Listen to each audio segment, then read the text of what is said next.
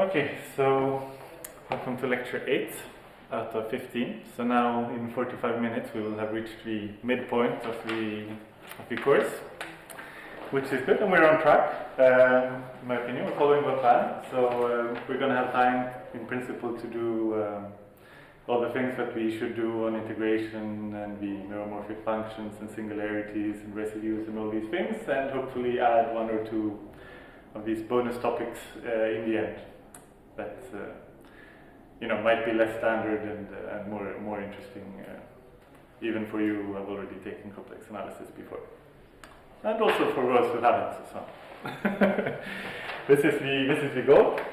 So last time we finished by stating the general form of Cauchy's theorem. So the general form of Cauchy's theorem, and it involved simple connectedness, or this notion of a path being homologous to zero, if you remember. So this meant that the winding number was 0 for every point not in U. So this was the definition. So this meant that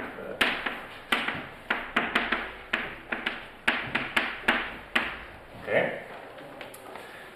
So if this happens, and f is a holomorphic function, so this is holomorphic on U, then the integral of f along gamma is equal to 0. Okay, so we said this was the general form, so this was a stronger hypothesis than the Cauchy's theorem in the disk, where this theorem still holds. So in particular,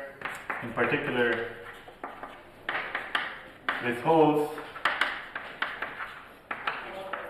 if U is simply connected.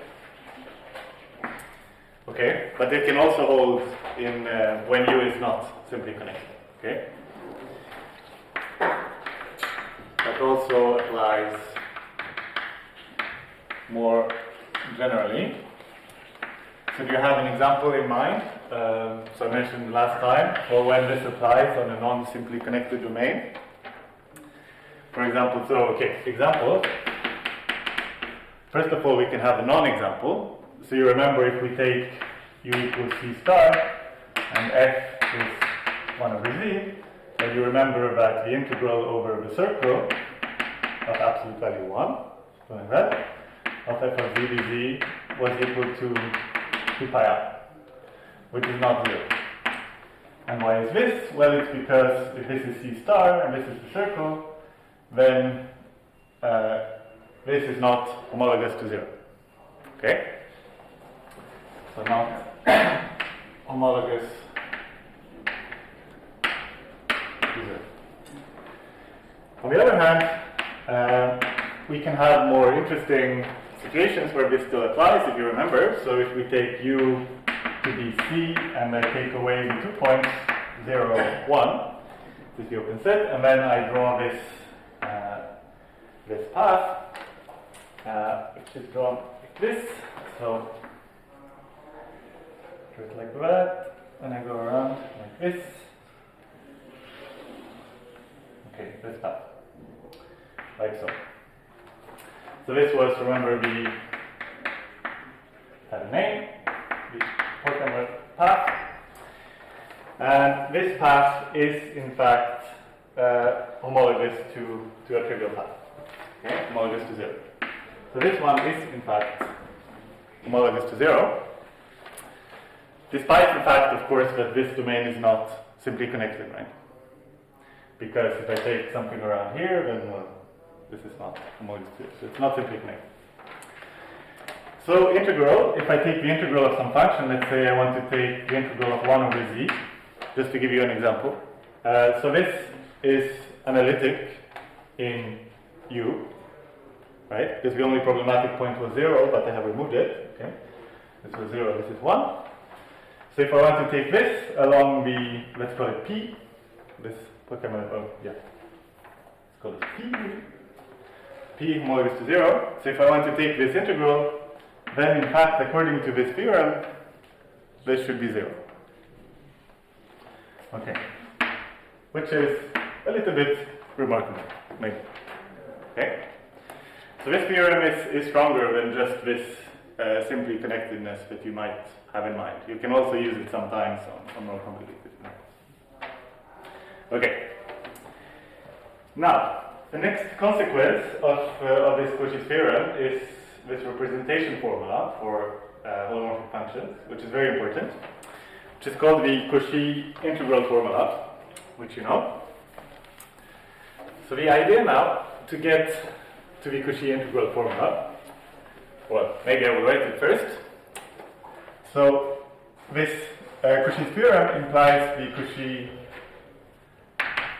integral formula. Okay, and this one says that if you have D a disk, F is analytic or holomorphic. Keep changing my mind which one I should use. Holomorphic on D. Gamma is a closed path on this disk, or in this disk, whatever I should say. And A is a point which is not in, you remember this notation, right? Not in the image of gamma. So it means it does not lie on the curve. Okay. Then we have the following, that 1 over 2 pi I integral along gamma of f of z over z minus a dz is equal to n of gamma a, so this winding number or index times f of a. Okay? Or a more familiar version, perhaps. So if you assume that this winding number is 1, then you get this that f of a, or we can also change notation. So this is how we will usually write it. So change notation. You will get that f of z is equal to 1 over 2 pi I integral along gamma of f of w over w minus z dw. So it's convenient to make this change of notation just to see that, I mean, we're really thinking of this in applications often as a variable of the function, and then we can represent f of z in this way. But of course, if I write it like that, I have to be careful. That's only true if this winds around z once. Okay? So if I take some path that winds around more times, then this formula is no longer true, but you have to take into account this winding number. Okay? But very often in what we do, we will take, you know, a circle around a point or something like that. And the winding number will be 1, and then we will have this familiar looking representation formula. But I'm sure most of you have seen at some point in your life. Okay, so how do we get this Cauchy's integral formula from Cauchy's theorem? Question to the class.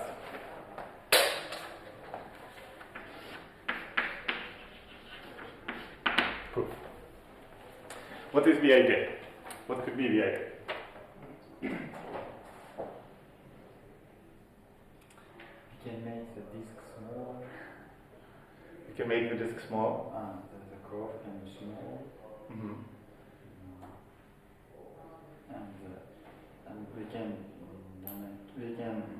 like if you domain and choose around of this point, and the outside it becomes holomorphic and good function.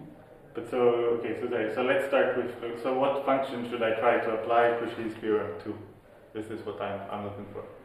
So yeah, you have to do something like that, but first step is what function do I want to apply it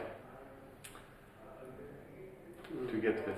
F Yes. of z minus a divided by minus a if z is non-a. f of z minus a divided by z minus a if z is non-equal to a. Yeah. And the derivative f prime of a if z is equal to a. Okay, yeah, that is actually even more correct than what we should do at this point. Yeah. So so you're right. So what you said was not only what we applied to prove this theorem, but you also said that you can extend this theorem f of z minus f of a over z minus a. You can extend this function analytically across z equals a by putting it equal to its derivative. Okay, so let's just use the first part of what you said. Okay, so apply Cauchy's theorem to. Okay, or let me even write it like this. We would want to apply Cauchy's theorem to the function f of z. So let's call it big F of z, which is f of z minus f of a divided by z minus a.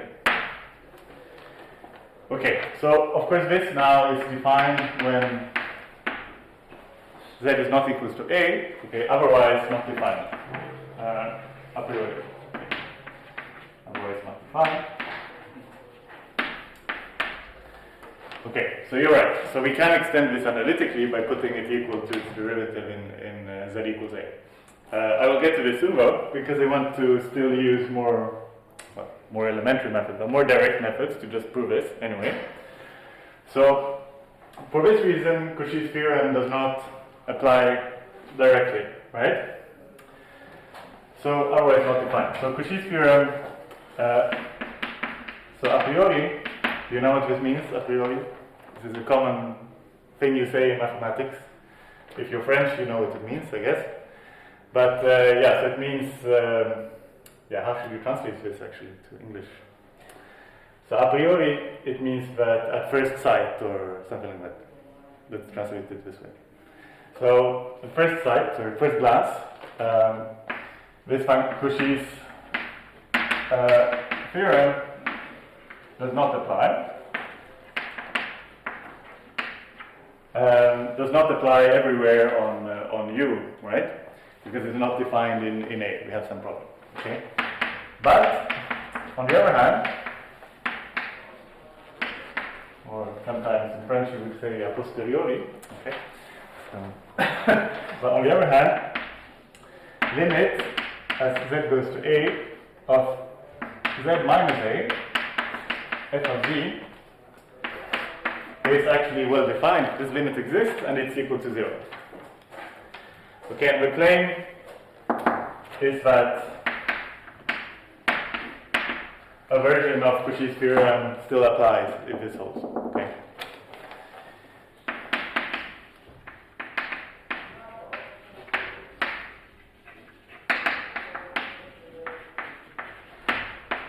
Okay, and the deeper reason for why this still applies is completely obvious. I mean, once you get past, I mean, so in a short while, you will just say if it satisfies this, then it actually is, it means that z equals a is a removable singularity. So you can just extend it analytically to all of U, and then Cauchy's theorem applies the way I wrote it here. Well, the way it was written here before I erased it. Okay, so this is the way to think about this more deeply, but on the other hand, I want to still tell you this because it's a nice exercise. I mean, this is not only about the statements, but it's about the techniques. So it's a nice little exercise in this bisection technique again, like the proof of Cauchy's theorem that we did, to try and prove this. So this is called a removable singularity. Okay.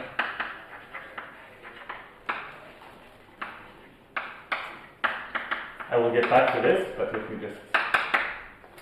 So z equals a is called a removable singularity. So now, assuming this claim, just for 1 second, we will prove a theorem and then we prove the claim. So assuming that this holds, then obviously, so by the claim, you have that, so, I mean, gamma now is any gamma, but that satisfies the hypothesis of this theorem. So gamma is some closed path. And yeah, so I integrate this f of z dz. And this is then equal to the integral in gamma. Okay, so it's equal to this, which is equal to integral of gamma of f of z over z minus a dz minus f of a integral of gamma of dz over z minus a. And then you just note what is this that we have here. This is the winding number, right? Z over z minus a. So there's the integral here. This is the winding number of the curve, closed curve gamma around a. So when you get that f of a times the winding number, so because this thing here is equal to 0, you get that f of a times the winding number is equal to this integral. Of course, I forgot somewhere v1 over 2 pi, because this is actually equal to 2 pi I times the winding number. So this is what that is. It's equal to 2 pi I times the winding number, and then you get this thing. Okay? So I don't have to write down the last line. So this ends the proof up to proving the claim. Okay? So now let's see about the claim.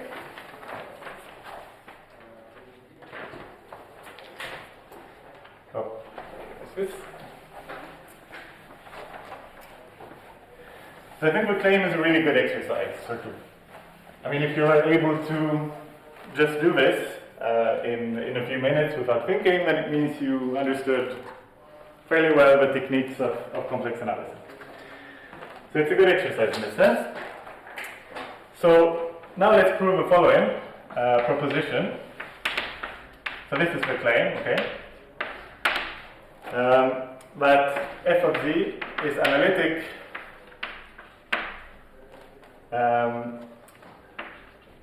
okay, so let's prove that if this is analytic on, okay, it's analytic on gamma, and limit z goes to z0, some point z0, so let's call it a, times f of z is equal to 0, then the integral of gamma is 0. Okay, so we want to prove this. So now the proof. What do you do? So let's assume,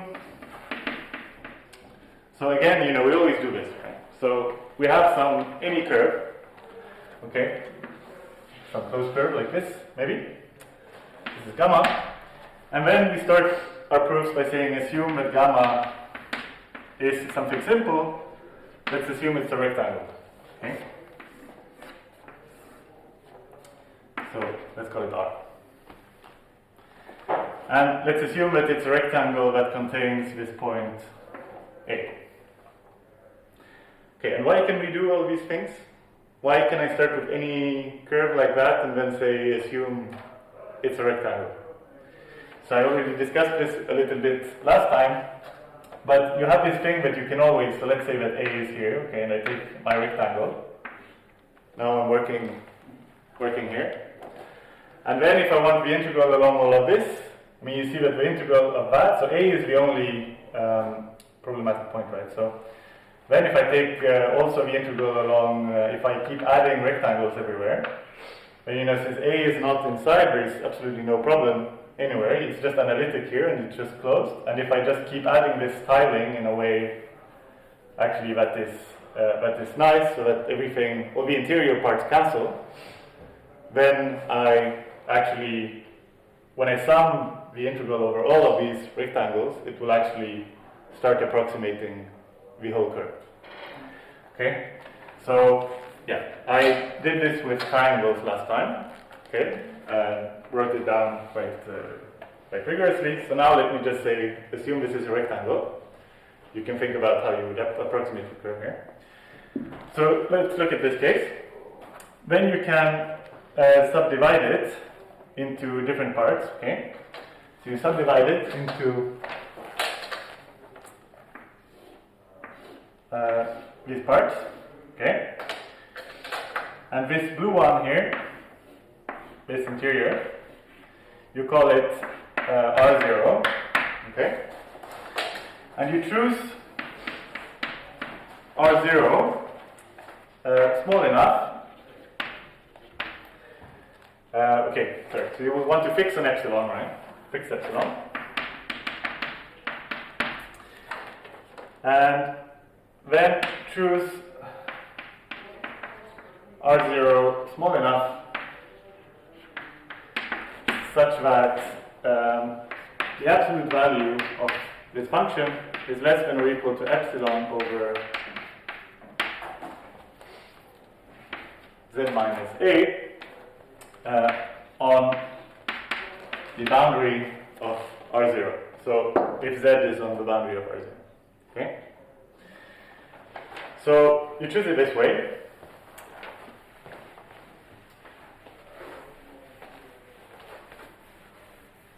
Okay, yeah, sorry, I forgot to explicitly write the key starting point, of course, but if you make the subdivision, I should write it explicitly. So you see that the integral along this outer rectangle, okay, along this orange part. So this is actually equal to the integral along the interior rectangle. Okay, because so what do we have? So we have this function which is analytic. I mean, it only poses a problem potentially at a. Okay, where all we use is that its limit is this. So away here, we know that the integral along here is 0, it's 0, it's 0, it's 0, and we know that if we add up the integrals of all the rectangles, then we get the outer rectangle. But since all the small rectangles integrate to 0, except this one, potentially, we know that the integral of this one is equal to the integral of the outer orange rectangle. Okay, so we have that the integral of along the boundary of R of this f of z is equal to the integral of the boundary of R0 f of z.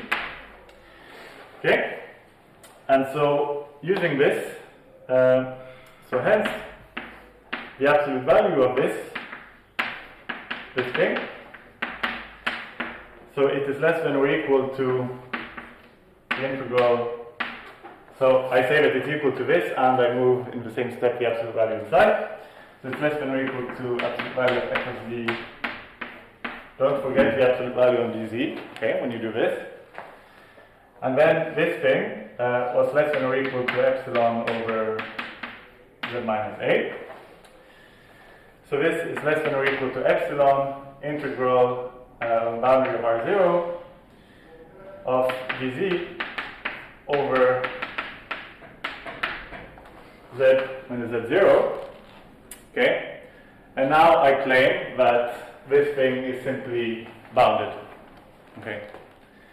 So this one is less than or equal to some constant times epsilon, where this is uniform independently of epsilon. Why is this? Because you see, I integrate so that, oh sorry, it's not z0, it's 8. So I integrate on the boundary of R0, okay? So z is on this boundary. So of course the size of this depends on, well actually, yeah, it depends on it. But so, okay, there was some estimate here. Okay, so what I want to say is that, yeah, so I want to conclude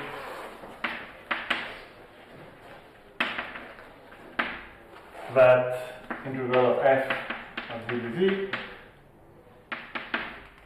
of boundary of R is equal to 0 this way. But of course what I need is to make sure, I need to study this bound so that it's not equal to, for example, 1 over epsilon. Okay, so I need to study the dependence of this constant when I bound this, when I make in how epsilon becomes smaller. So, okay, this is elementary, but you need to somehow study these rectangles. I think for memory you can actually put 8 here for some reason. Like you can always choose c equals 8, no matter how small this is. Now I didn't look at y, so maybe we can think about that afterwards, where you can put this. But you need to choose this, you need to study this, of course, so that I think c equals 8 does the job. Okay, so of course we have to be careful about this constant. But anyway, very easy uniform constant like that, and the way to see this doesn't use any complex analysis, it just uses to think about what happens to this thing in such a construction. Now you can choose R0.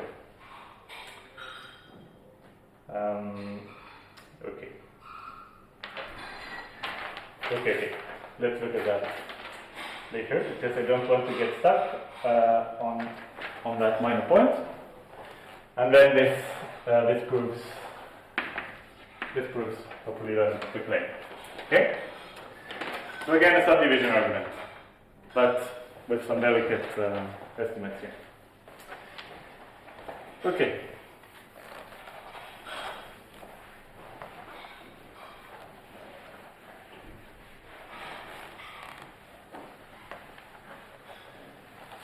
And if you don't like this, we will see quite soon the argument of your colleague here that you can extend it to analytically, and then you can just apply the general Cauchy's theorem. So you don't have to do this exercise either. But until you know this other fact, this other result, and until you can prove that, you will need to do something like this. So it's just the way the theory is built. That things come in a certain order, and then you use step n to build step n plus 1, and once you know n plus 1, you could go back and do step n more easily, but it would be cheating because it's circular. So therefore, for now, I have to do something like that. Okay, so now let's see what we can do with this Cauchy's integral formula. So the Cauchy integral formula is a representation formula. So as I just wrote down, okay. So it's a representation formula, f of z 1 over 2 pi I f of w over w minus z in w. So if, now assuming that this is equal to 1, which will often be the case, okay? This is still important. So assuming this, so we're, for example, on a circle, we go one lap around, then you have such a representation formula. So now we study the local properties of analytic functions, and we want to show this fact that you will know, that if you have an analytic function, then it has derivatives of all order, and these derivatives are itself analytic. Okay? So I want to show that this is true. So now let's take f u to c monomorphic. Okay, let's assume that you take u like this. Let's draw a picture. You take A, then you take a small circle. Okay, so this is a disk of A with some radius. What did I call the radius? I called it delta. No, I called it R. Okay, so this C is the circle, call it C, so which is parameterized the circle U plus R times e to the I theta. Okay, so this is the circle. And now you consider the winding number. So the winding number of this circle, so counterclockwise. So the winding number around A. So Z is inside here, right? So Z is inside. So the winding number around A is equal to 1 And this implies that the winding number of Z is equal to 1 for any Z in the interior of this circle. Okay? So by this I mean inside the circle. Okay, so this is clear because we showed last time that the winding number is independent of the connected components of the curve. You remember the proof? If you had 2 points, A and Z, you consider the straight line between them. And then you consider the logarithm of Z minus A over Z minus B. It's relative, and you show that the winding number is independent. So just go and look back if you don't remember. So the winding number is independent of this. So this means that from this formula here, okay, now we want to compute the derivatives. What this means is that we have this formula. This is what I want to say. Because the winding number is 1.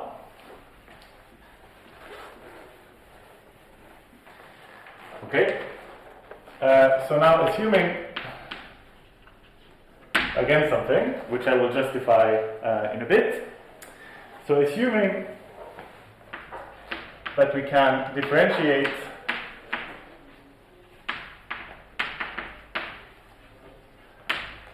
under the integral sign,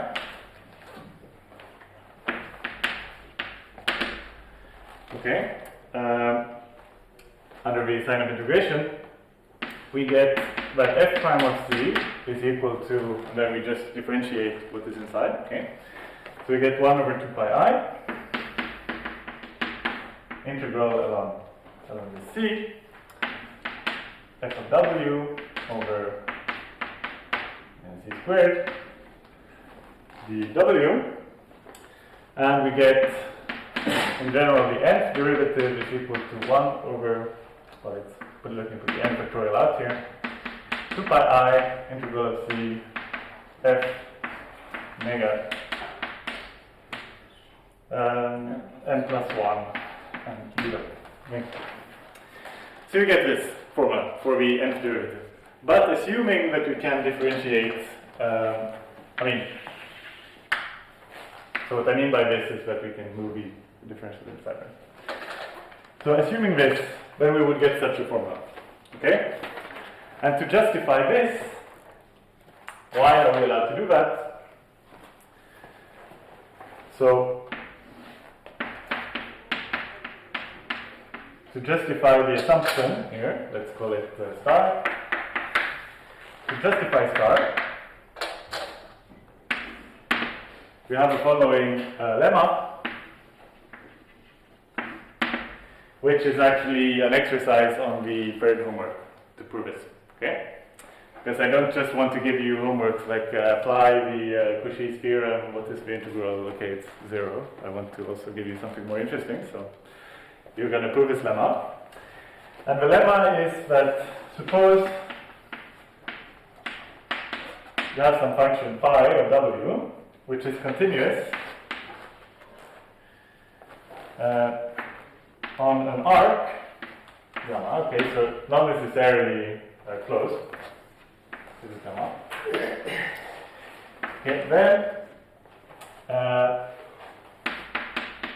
you can define the following function: the integral along gamma of phi of w over w minus z to the n dw. This function,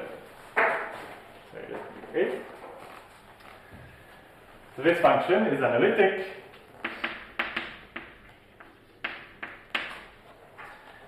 on C minus the image of gamma. So away from this curve, it is analytic. Okay? And the derivative is given by fn, so fn prime of z is equal to n times fn plus 1 of z. Okay. So I thought this is a good exercise because you need to think about what you need to do in order to justify such a thing rigorously. okay, to prove this. It's not hard. You just have to think about what you need to do in steps. Okay. I also give some indications and some. It's divided into part 1, 2, and 3. This proof, so you can follow some steps to guide you. Okay. So this is an exercise. The proof of this exercise. So using this, you see that we had something exactly of this form, right? And what this exercise does is proving rigorously that you can differentiate exactly the way I claimed that you can. And so we can use Cauchy's integral formula to compute the higher derivatives exactly in this way. Okay? So this is what this lemma shows. This is what you need to rigorously do this.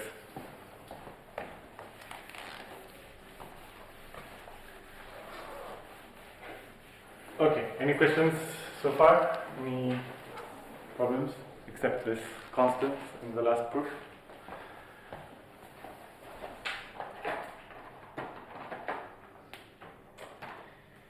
Okay.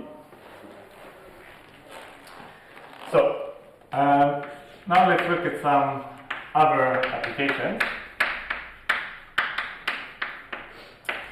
I mean, so this is the point where, you know, the gates open and the floodgates open and you get all these theorems very quickly as consequences of Cauchy's theorem. So Cauchy's integral formula was the first one, and you can compute the derivatives. Now you also get this theorem, which is called Madeira's theorem, okay, which you might know. So what is Madeira's theorem? Madeira's theorem is a sort of converse to Cauchy's theorem. So Cauchy says that if you're analytic, then along any closed curve in a domain, then along any closed curve, you can, the integral is 0, okay? And Madeira's theorem says that if you have a function which is continuous on a domain, and the integral is 0 along every closed curve, then actually it is analytic. So if you take this is continuous, so not necessarily analytic, this is what we'll show on U, which is a domain, so it's some open connected part, okay?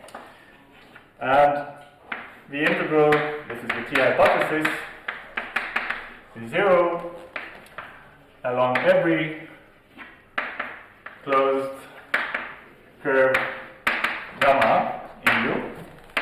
So not just one, right, but every curve. Then F is analytic, means the same thing as holomorphic in U. Okay, so you have this. Let's give a proof. Now we get many proofs in rapid succession, okay, for these things. So the proof, this time we prove it for a triangle.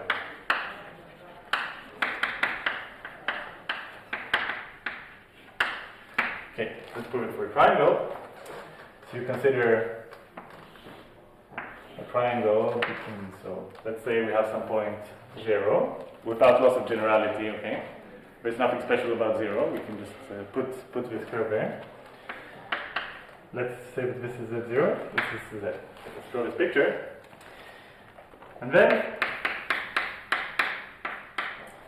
okay, we know that f of z is equal to the integral along this line from 0 to z of f of w. Well, we define it like this, okay? So f of z, we consider it to be this integral. And of course, so the idea is that if f was analytic, then this would be the primitive of f, right? But we don't know yet that it's analytic. So now we just define this quantity and see what it does. Okay, so the point of this is that f of z minus f of z0, what is this equal to? Okay, so at some point we have to use the hypothesis. This is where we use the hypothesis. So if I now integrate, so f of z minus f of z0. So f of z is the integral along this part of the triangle line, from here to here. f of z0 is the integral from here to here. So minus that is the integral from here to here. Okay. So the remaining part is the integral from between z and z0. Okay. And since the total integral is 0, then the difference of this must be, you know, if we just have to be careful to choose the right sign here, is equal to this remaining part. And what is the right sign? It is going from z0 to z here, according to my notes, of f of w dw. Okay, using the hypothesis here. So because the integral of f of z along the triangle is equal to 0. Yeah, integral of f of z along the triangle is equal to 0. So this is it. Then you use the continuity as well. So now we use this. The integral along every closed curve is 0. But this Madeira theorem is not true without this continuity assumption in general. So let's see how we can use this. So now f is continuous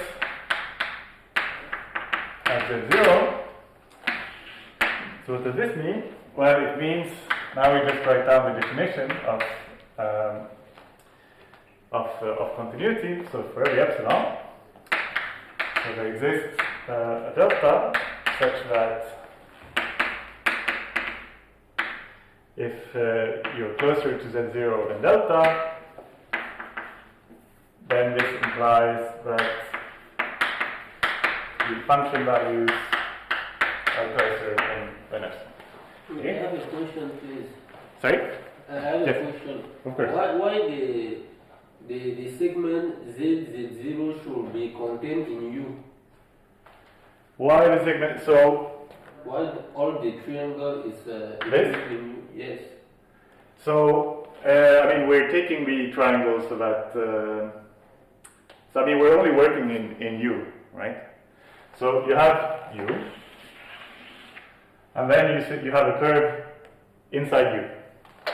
Okay, so we have U, and then we have a curve here, okay? And now if you want to work in the neighborhood of this curve, I mean, everything I do, when I take my triangles, I'm saying explicitly that I'm approximating this by a polygonal path, right?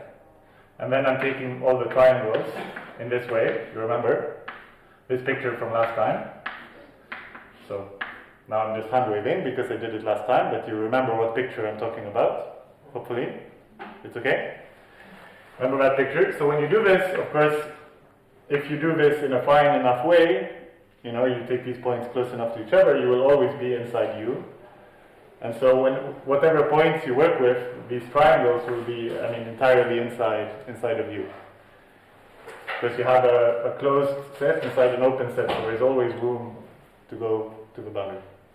But U can be a kind of strange open set such that maybe we have 2 points, but when we join the 2 points, it gets outside U. Mm-hmm. Yeah, so if you have a strange set, then you can always, again, use the power of complex analysis. You have something you're not happy with, whatever. You have a strange thing. Let's say you're not happy with it. Then you can say that you can go once in this direction, and then you can go back the same way. You can divide it into 2 parts that you like. You know, you can always do these tricks. And these two will cancel each other out.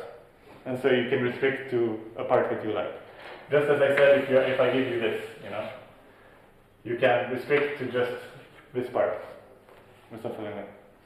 So not so nice parts become nice because you have this ability to cancel things out and by subdividing into nicer regions. Okay, good question. Thank you. So now let's see. So we use this continuity. Okay, let's see what we want to prove. What do we want to prove? We want to prove that f is analytic. So what we should do is that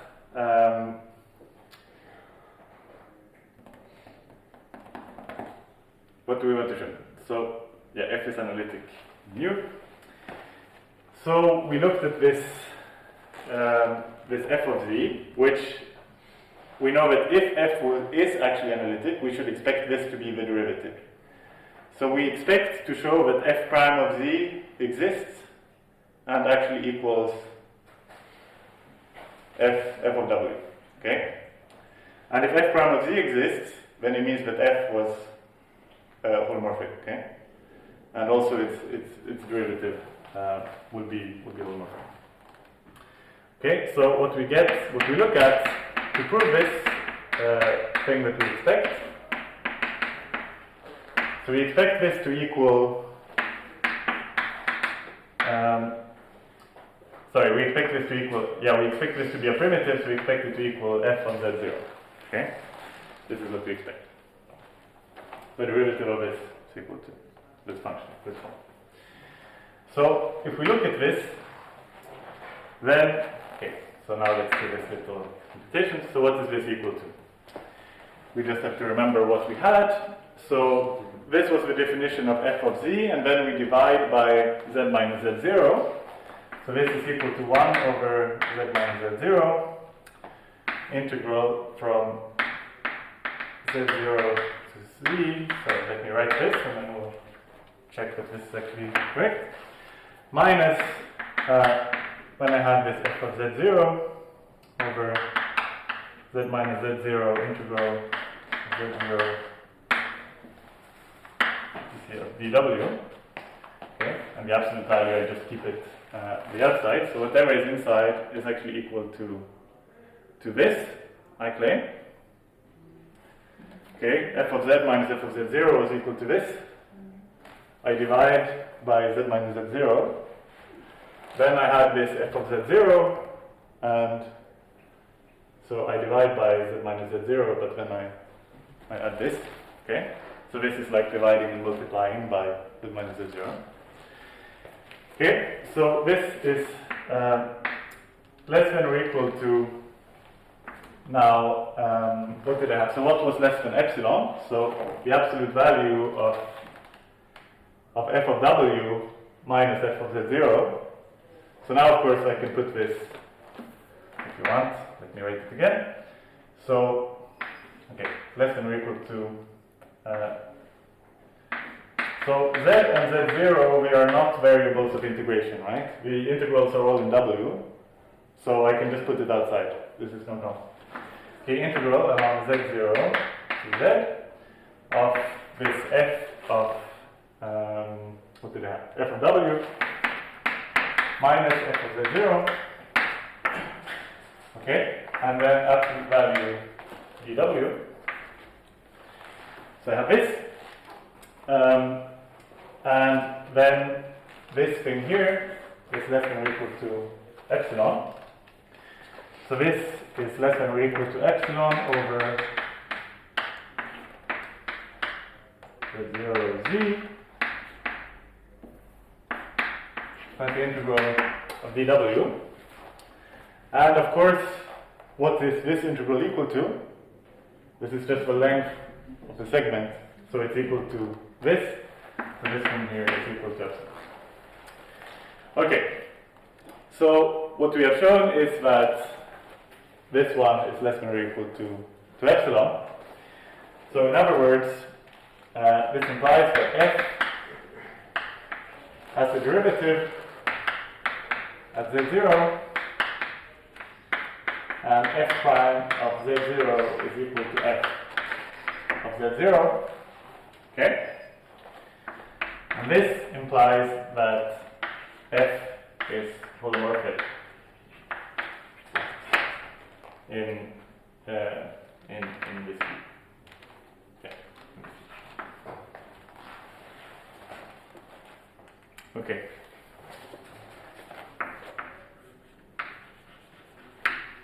And this finishes the proof.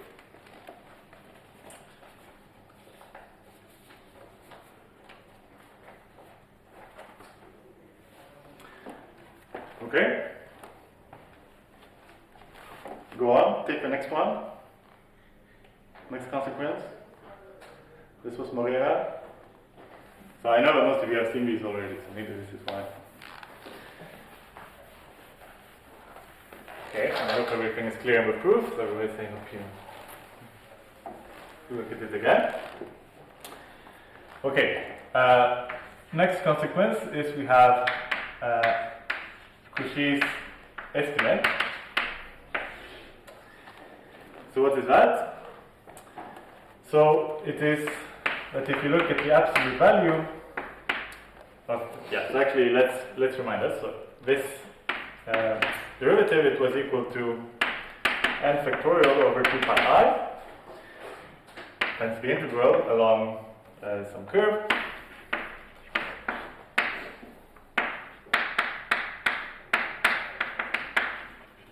Is equal to this. So what do we get if we estimate this thing, the absolute value of this thing, of the nth derivative? So Cauchy's estimate is just this fairly trivial estimate, but everything has a name in complex analysis to make it sound fancy. So this is less than or equal to, okay, what can I do? So I take the absolute value will fall on this part, and then I take the absolute value inside here. So it's less than or equal to absolute value of n factorial is this, divided by 2 pi, because the absolute value of 2 pi I is 2 pi. Okay, then I have the integral of c of the absolute value of all of this. So the absolute value of f of w over the absolute value of this to the power n plus 1, the absolute value of dw. Okay, and so now C here is a circle, by the way, of radius r. So C, so I was using Z, and this is R, and so this thing is C. Okay, circle of radius r.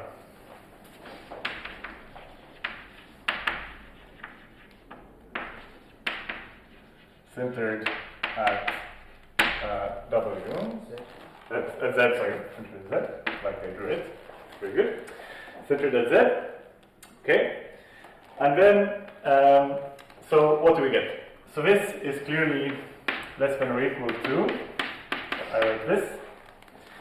And then, what should I do with this part? So I think of this as absolute value of f of w times 1 over absolute value. Yeah. So I cannot do anything in general except just taking the max. Because like if I knew something special, maybe I could do better. But now I just take the maximum of this f of w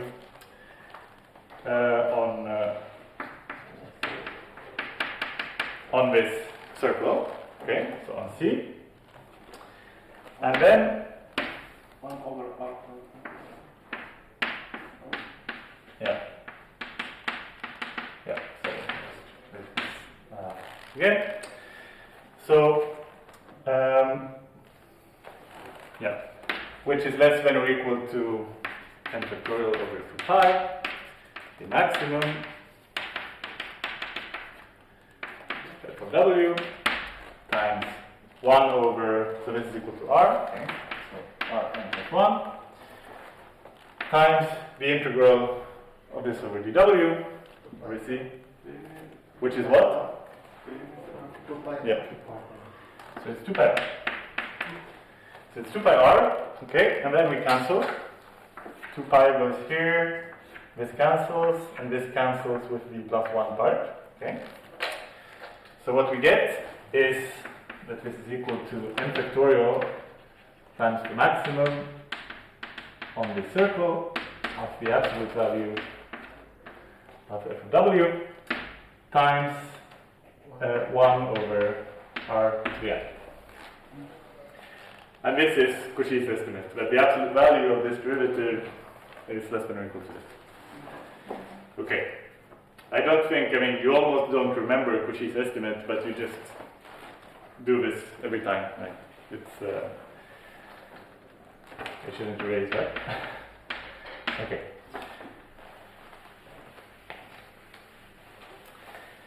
Good. So now I mentioned Cauchy's estimate.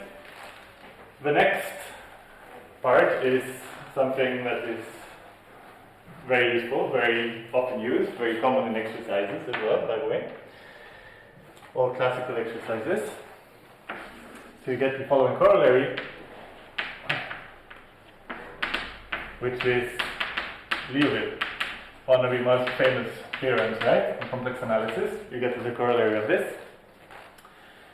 So Liouville's theorem states that a function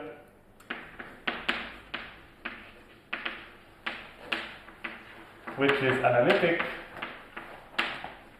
Meromorphic, and bounded on the entire complex plane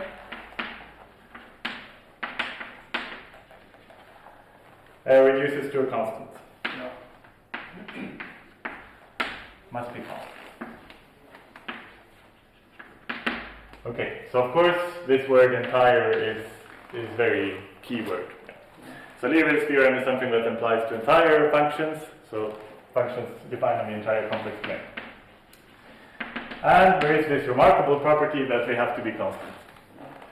Of course, this is definitely not true in real analysis. It's so far from true as you can get. You can have many differentiable functions from R2 to R2 that are bounded, but they can do anything, they can go up and down, stay bounded. But this is not possible in complex analysis. For example, the exponential function is entire.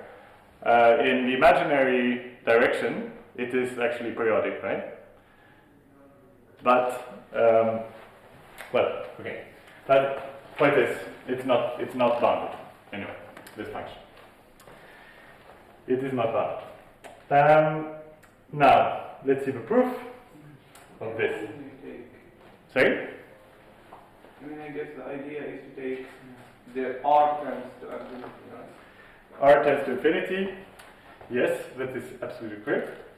So the proof is, so let's first write down the hypothesis so we get warmed up. Yeah, this is bounded. What we need. So what we know is that this is bounded, and yeah, so f is from C to C, and this is bounded for any Z in C. Okay, and then we use that. What do we use? We want to use this Cauchy's estimate on f prime of z because we want to show that it is constant. And the most typical little trick that we know since many years is to show that the derivative is 0. So we consider the derivative. We use Cauchy's estimate. It says that this absolute value is less than n factorial, n equals 1. That's the maximum of this function. Okay? So it's less than or equal to the maximum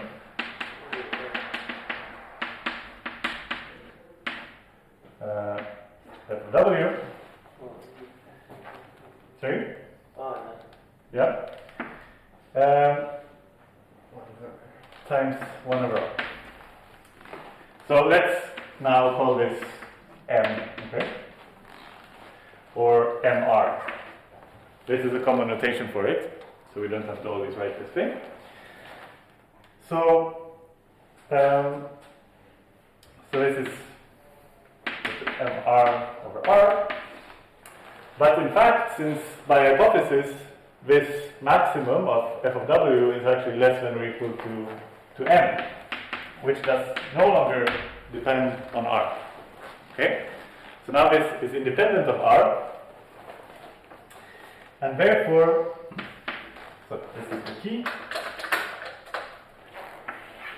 So now independent of r. So therefore, since this is independent of r, we can let r go to plus infinity, and then we see that absolute value of f prime of z is less than or equal to m over r goes to 0.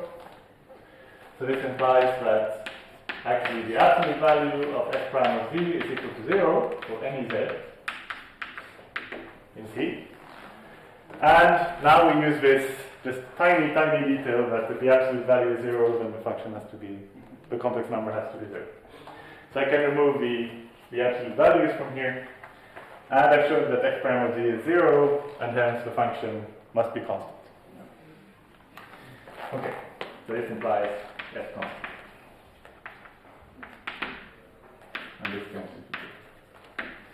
Okay, Good. So now we did Cauchy's integral formula, we did Madeira, we did the higher derivatives, we did Cauchy's estimate, and we did Liouville. Okay? Because all of them follow sort of in a logical chain, one from the next. Okay? Now let's try to look at the acute application of Liouville, which is also very classical, but you should have seen it.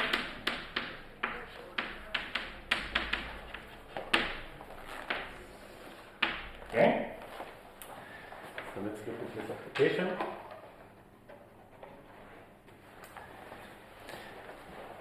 Which is the fundamental theorem of algebra.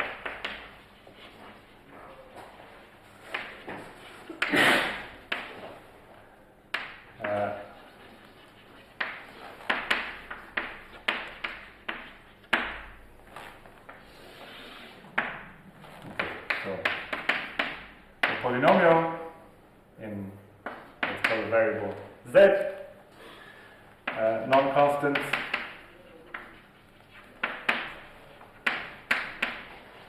As a 0. Okay? So now how can you prove this theorem using Liouville?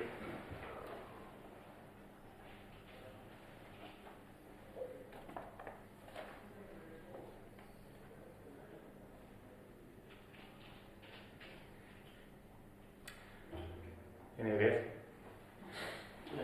If a polynomial does not have a 0, we can consider its inverse. It will be always it will be a fraction, and the denominator does not vanish, so it is holomorphic. Okay, and, good. Okay, so let me write and then we continue. So everybody, okay. So suppose suppose P of z is non-constant first of all,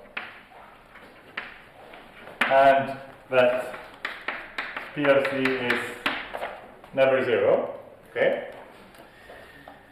So never 0. So when C is non-zero. Suppose this for contradiction. Then you can consider 1 over P, and this is analytic, right? Because P is not 0. So this is analytic everywhere, so in fact it is entire, meaning it's analytic in the entire complex plane. Okay, so Liouville will apply to 1 over P over Z under this assumption for contradiction. Okay? And so if I look at the absolute value of this thing, what is this equal to? So it is equal to 1 over P of Z. And now we want to show that this is bounded. Okay?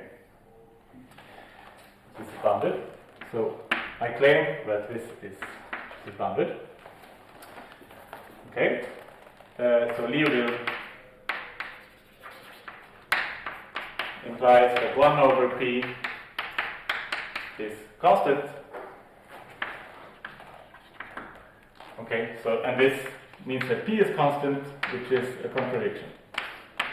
And this finishes the proof. Okay?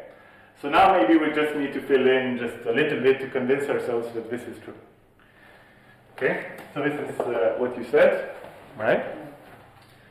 So what was it that you said? Tell me why this is true. Because the modulus of P of Z is continuous function, right? Yeah. Which is supposed to not be 0. It's supposed to not be 0. So it is strictly positive. Mm-hmm. But if 0 is the nth of P of Z, then the limit at plus infinity or minus infinity must be 0, which cannot be the case. So necessarily there is strictly positive. So the f of the modulus of P of z is like is strictly positive, not zero. Because the limit of the polynomial of the modulus of the polynomial at infinity cannot be zero. Yeah. So yeah, you're trying some highbrow proof of this, which is true. Okay. Many things work. Many arguments work, and the reason is because we're working with a polynomial. So we know everything. We know its behavior very well. So yeah, what you're saying is if it's not zero, it cannot come infinitely close to zero because in the interior point, because it's continuous, and it cannot do this infinitely many times or something and come closer and closer because it's a polynomial, so it cannot oscillate more times than it's something depending on its degree. So some proof like that will work. Yeah, the other way is just to say that so P of z is equal to an zn plus an minus 1 to the minus 1 to the like this plus a0, and then so the absolute value of P of z, well, let's decompose this as an zn times 1 plus an minus 1 and an times 1 over z and so on. And then we can take absolute value of P of z, so it's equal to absolute value of this times the absolute value of this thing. Okay? And now this thing here, so when so this one tends to infinity, the absolute value of z tends to infinity, and this thing here, which is the absolute value of this thing, so this tends to 1. That's absolute value tends to infinity. Okay, and I mean all of these are various ways of saying the same thing. Essentially, just how do you want to write it? So this implies that 1 over. This implies that there is some set point. Okay. So this proves gives one of many possible proofs of the fundamental theorem of algebra. Okay, so I'm sure you know at least a couple of other proofs of this theorem. But this is one. Why not? It's a cute application of Liouville's theorem, so it's always worth pointing out, just in case you had forgotten it or maybe even never saw it.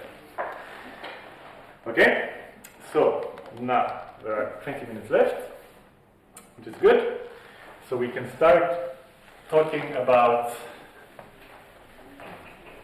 removable singularities.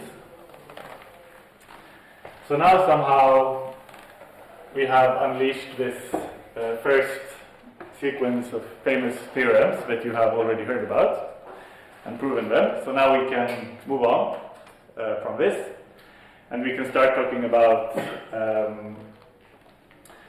some more, I don't want to say more interesting things, but things that maybe is worth paying more attention to for someone who already saw these classical theorems before.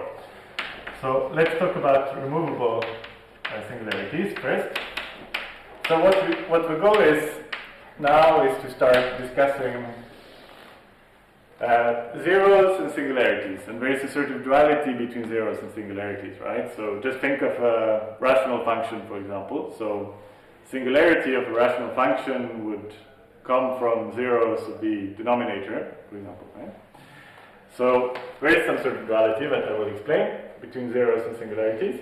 And so we will study the properties of the zeros first, and then we will move on to studying properties of the singular points that can be of three types. So they can be removable, they can be poles, or they can be essential singularities. Okay? So, and yeah, this will lead to the study of so-called meromorphic functions, okay, which are which are functions that are holomorphic outside an isolated set of points, and in this isolated set of points, they have some kind of poles. Okay. And we study this. So let's give a definition of removable singularity. This will also make rigorous this thing I was talking about earlier with functions where Cauchy's theorem doesn't quite apply a priori, but the limit of z minus a times the function is 0. So its behavior is very different from something like 1 over z minus a. where the limit of z minus a times 1 over z minus a is 1. So this, actually you have a problem. Okay, so without talking anymore. So if this is a holomorphic function outside some point, okay, some special point, and exactly this happens. So this tends to 0 as z tends to a, then we say that that f has a removable singularity at z equals a. Okay, so at a we then have a removable singularity. So this is very different, as I said, so very different from 1 over z minus a, for example. So this is not removable. But some functions maybe you don't understand perfectly what it looks like, but you know this, and then it just means that they can actually be extended along this. So this is, this removable singularity business is a little bit treacherous, because you want to say that if it has a removable singularity, then why are we even talking about its singularity? Actually, it doesn't have a singularity at all. But we still have this terminology of a removable singularity, because there is still a point where it is not defined, and removable singularity means that we can extend the function so that it's defined and holomorphic also if we include a. This is what it means. So we give this definition of removable singularity, and then we give the following theorem as a motivation for the name, for why it is called removable. Okay, so the name is justified by the following. So if the function has a removable singularity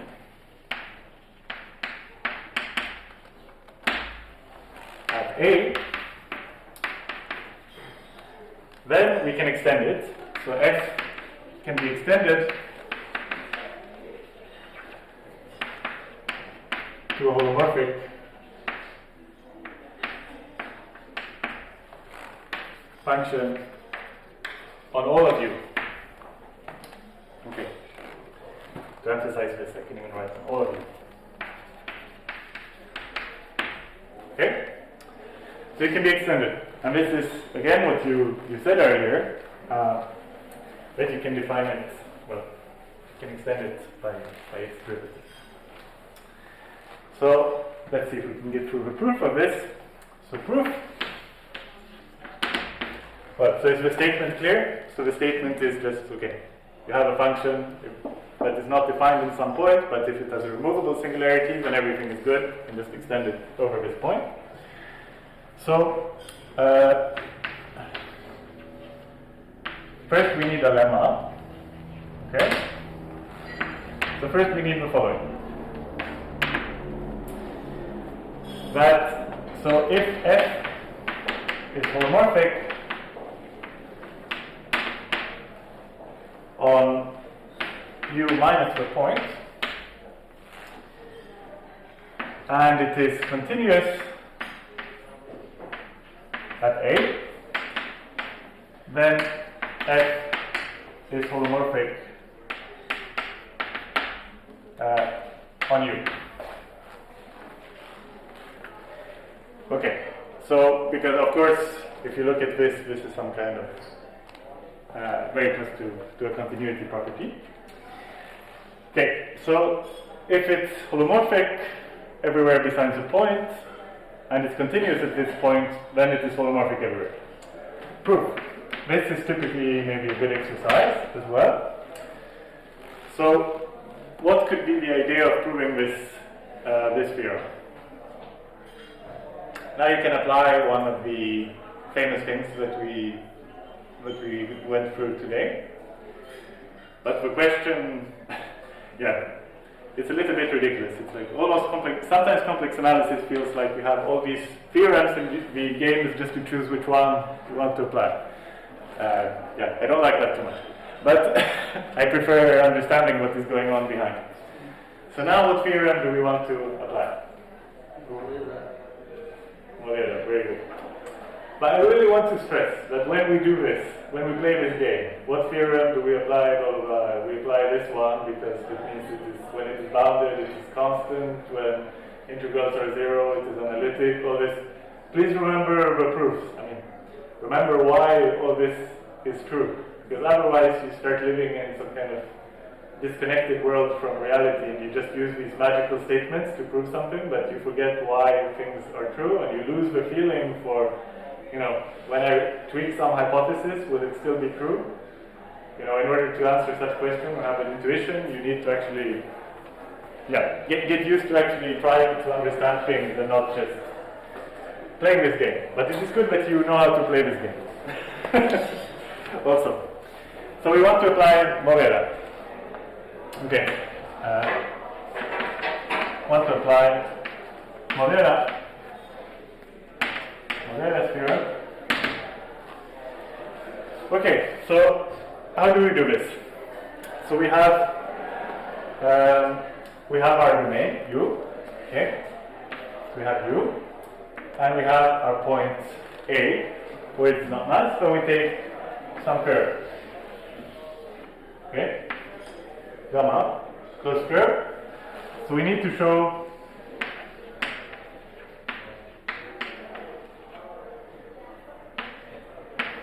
that the integral of gamma of this function is zero for this completely arbitrary gamma that I took. So it has to be true for all gamma. So how do we do it? So what we know is that it's holomorphic outside A, right? So if I took a closed curve here, let me just reason a little bit. So if I took a closed curve that does not encircle A, then the integral here has to be 0, right? By Cauchy, because it does not contain it. So it's analytic. So how can I use this fact that I know that if I take a curve that does not enclose? By the way, what does it mean not enclosing? Right? It has a direction. The curve. There is always an inside and an outside of the curve. So now A is not inside this curve. How can I use it?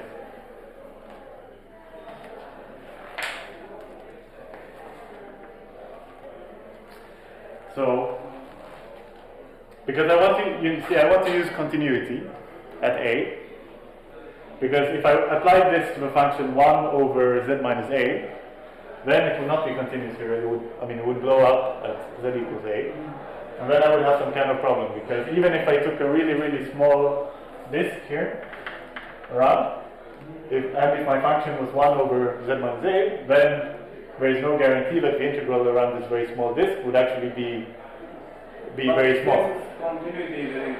But now, bounded. Yeah, so now by continuity it means that if I take an integral along a very small disk, then this will go to 0 actually as the disk goes smaller. So what I want to do is I want to take such a small disk, and then I connect it exactly. So I connect it to this big to this main curve in this way, right? So I went in this direction, and then I go in, then I go around, then I come back out, and then I continue. This thing here, I will have gone once in this direction, once in the other. So this will cancel, and the entire thing here, so if I take now this entire orange curve, okay, so the integral along this thing, which is, let me draw it like that, so the integral along all of that, that was dz, is equal to 0, okay? Because the inside of this curve is now here. So A is not on the inside of this. So this means that what we are left with is the contribution from, the integral along this whole thing is equal to the integral along the small circle. Okay, so it means that the integral of gamma, so of course if I want to write everything, I'm not doing that. So if you just write this and haven't said anything, it would be slightly incomplete, but now since I'm saying a lot of things, with the integral of gamma of f of g dg is equal to the integral along this small circle. So let's call it, I don't know, C. So integral along small circle of f of g dz. Okay, at least up to some sign. So it's equal to this integral. And this one, so let's call it even C, not only C, but C, let's say C epsilon, where epsilon is the radius of this circle. Okay? And then this thing will actually tend to 0 as epsilon goes to 0 by continuity.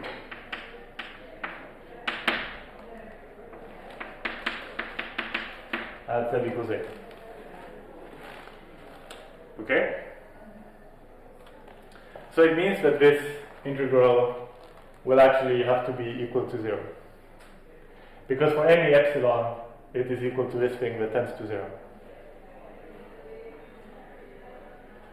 I mean, tends to 0. Yeah, let me put it this way, maybe. This is, I guess, more accurate. So it's less than or equal to epsilon for any epsilon. This absolute value. This is what I really mean, right? Okay, so this will be equal to, so this integral will have to be 0. And what does this mean? It means that by Madeira, since I took this path completely arbitrarily,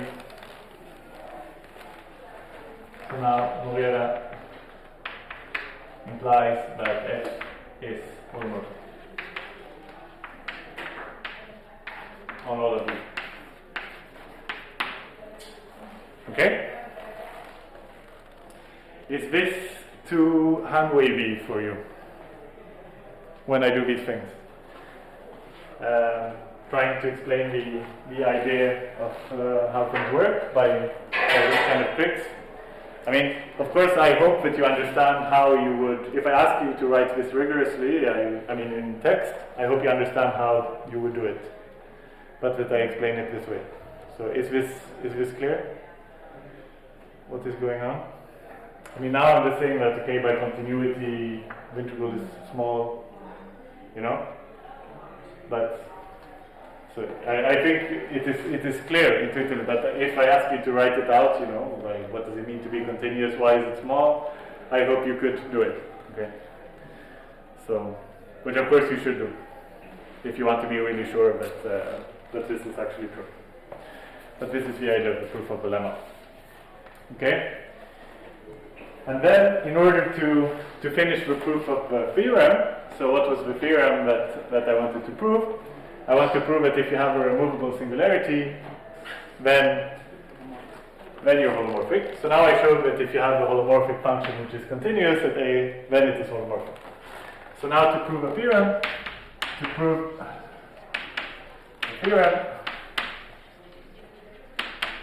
apply lemma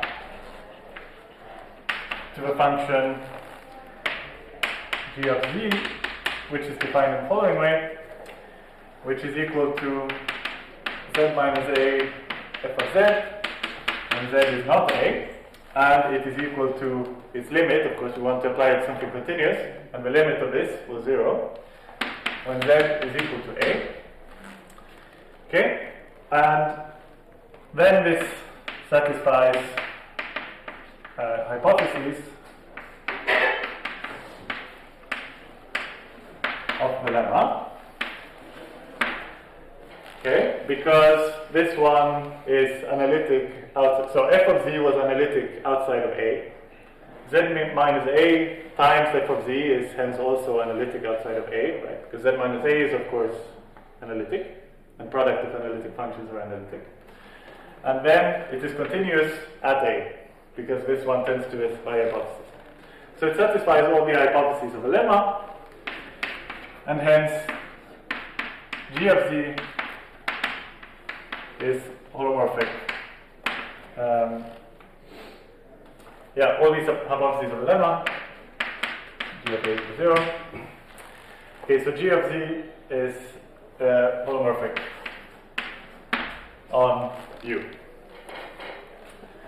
Okay, and are we happy saying this? That G of Z is holomorphic than U? Was that what we wanted to prove?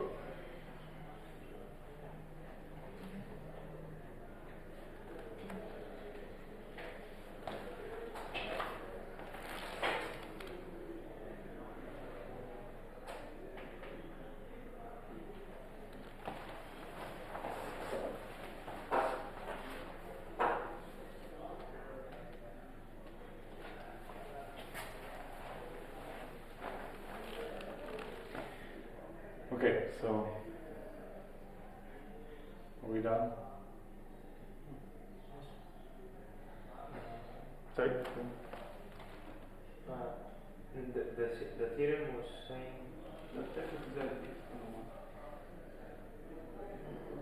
Well, f of z can be extended holomorphically. no. Z can be extended holomorphically. Yeah. So how do we go from here? Where are we going?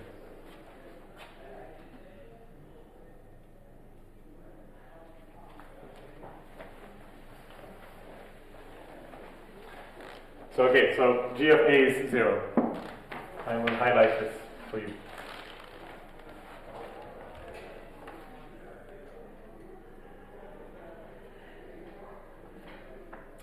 Okay, so f of z is equal to g of z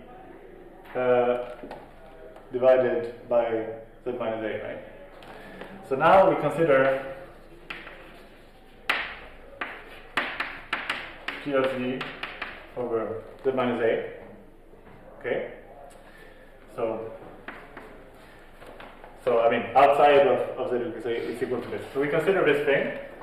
Then because g of a is 0, okay, this means that this is equal to g of z minus g of a over z minus a. Okay? And this tends to g prime of a as z tends to a. Okay? So again, so by lemma,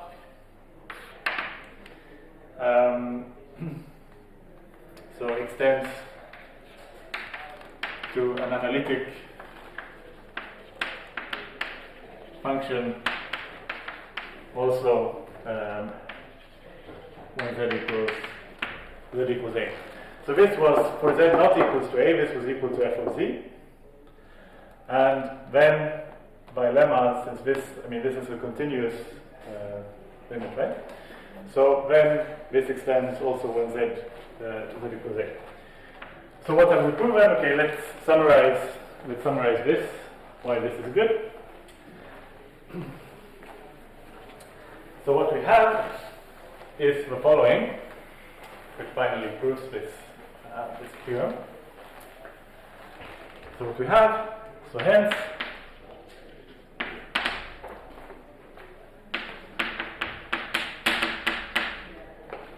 so f of z can be extended. So okay, we had the f of z defined outside of a.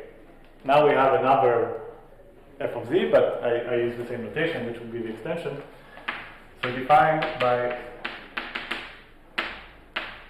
this thing, when z is not a, and defined by g prime of a when z equals to a. Okay? So this one is holomorphic on U. Or if you want, maybe it's clearer if I write f tilde for the extension and say, and point out that this was then equal to f of z when z is not equal to a, right? And then g prime of a, so you remember, so it's g of z or z minus a f of z, right? And so when I take g prime of a, so g prime of z, let's put this, so it's equal to z minus a f prime of z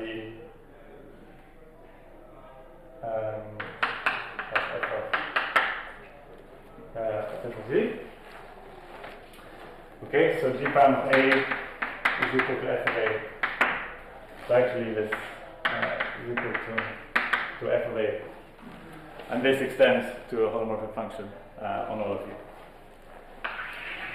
Okay, so this should end what I say about this. Okay, just example. If I take sinus of z over z, okay, and z is equal to, and a is now 0. So of course this is entire. So sinus of z is an entire function. This is an entire function. So this is holomorphic on c minus 0, okay? But it extends, so it actually extends. So limit, of course, of sine z over z is equal to 1. Well, you know this sort of thing. What I want to say, because we have time, is that it extends to all of C, and it does this analytic. Okay, you can check this. Okay, now, yeah, if you have any questions about that.